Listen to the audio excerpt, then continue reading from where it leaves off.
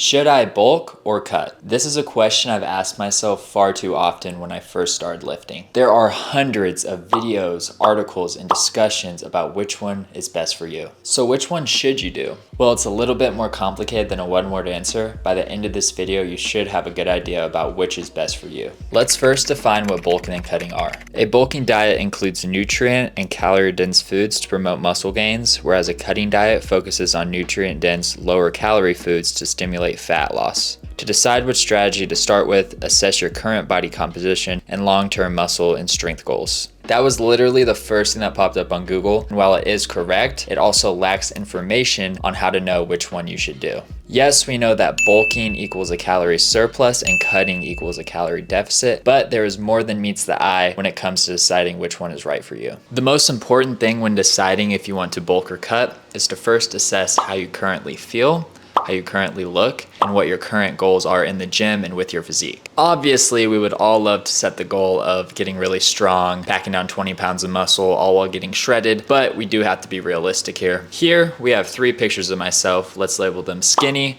skinny fat, and bulked. So let's start off with how I look on the left, or if you are just really skinny. If you are in this category, then naturally you're just gonna wanna bulk. If you're skinny, there isn't really any reason to get leaner because you're just gonna get smaller and smaller without any muscle to show. I'll get into my recommendations for calories in a minute. All right, now we have the dreaded skinny fat. I actually just dedicated a whole video on what to do if you're skinny fat, but the quick version is it kind of just depends on what your goals are. Basically, you're just gonna wanna do a recomp. So if you're on the skinnier side, you'll want to progressive overload in the gym and eat in a slight calorie surplus, consistently adding more weight and getting stronger. If you're on the fatter side, then again, you're gonna wanna progressive overload, improve weekly, all while being in a slight calorie deficit. That's what's worked best for me in the skinny fat situation. And alas, the bulked physique, or if you are starting overweight. If you look like this or are carrying even more body fat, then you're gonna want to cut.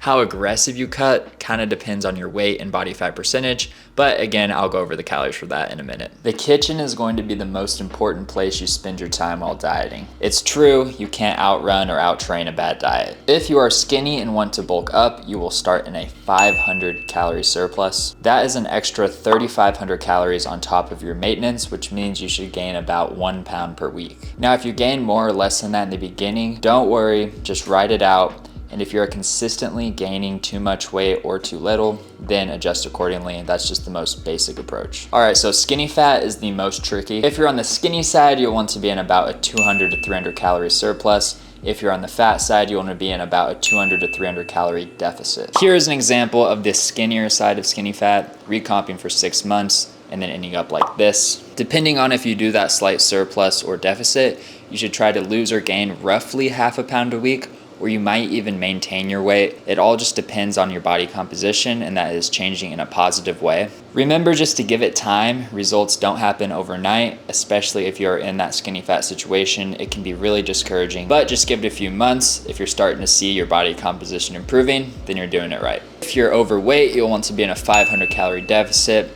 Again, trying to lose a pound a week and then adjusting your calories accordingly. It is especially important to lose weight slowly, because you do not want to increase your chance of loose skin and stretch marks whenever you're losing, or you can get them gaining weight. You can avoid or minimize the risk just by not doing things at an extreme pace. So what if you are already lean or on the leaner side with a good amount of muscle? Then reverse dieting is going to be your new best friend. You can keep doing what you're doing in the gym while slowly increasing your calories by 50 to 100 per week. This will very slowly increase your metabolism so you're able to eat more food and build a little bit of muscle. You want to keep in mind that effort and consistency is key, and don't get discouraged when you don't achieve your dream physique in only a week. Take some progress pictures every week or every month to gauge your results. The scale is a good tool, but it doesn't always tell the full story about how you look and feel. Also, these are all just things that have worked for me personally throughout the years. I'm a firm believer in trying out new things and seeing results rather than always just basing things off of what might seem the most optimal. And I've had the unique experience to have almost every single starting point that you can imagine. So I do have a pretty good idea of when you should bulk or cut. If you enjoyed this video, please make sure that you leave a like. Comment below any questions that you have. If you are new here, please make sure that you subscribe, and I'll see you guys next week.